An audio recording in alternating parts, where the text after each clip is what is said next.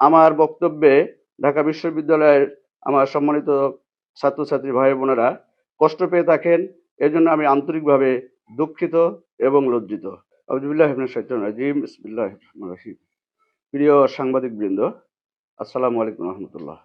আমি গতকালকে কাকচিড়ার কাটাখালীতে একটি নির্বাচনী পথসভায় যে বক্তব্য নিয়ে আসলে কথা বলা হয়েছে সে প্রসঙ্গে আপনাদেরকে বলতে চাচ্ছি যে ২০২৪ সালের আগে ডাকসু ছিল নিষিদ্ধ ঘোষিত সন্ত্রাসী সংগঠন ছাত্রলীগের দখলে।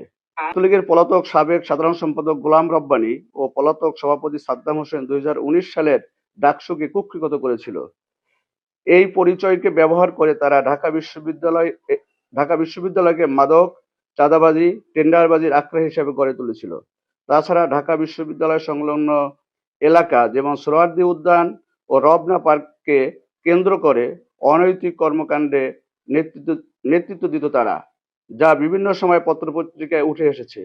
এগুলো কারোই অজানা নয়। আমি আমার বক্তব্যে মূলত নিষিদ্ধ ছাত্রলীগের সেই সকল অপকর্মের কথাই বোঝাতে চেয়েছি।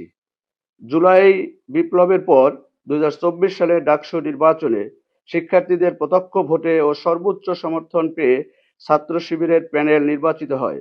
এরপর থেকে ডাকসু চাঁদাবাজ, মাদক কারবারি, সিড বাণিজ্য ও অনৈতিক কর্মকাণ্ডের বিরুদ্ধে সরব ভূমিকা পালন করে আসছে। সেই প্রেক্ষিতে আমি বুঝিয়েছি, নিষিদ্ধ ছাত্রলীগ ডাকসুতে যে কালিমা লাগিয়েছিল, ছাত্র শিবির তা মুছে দিতে সক্ষম হয়েছে।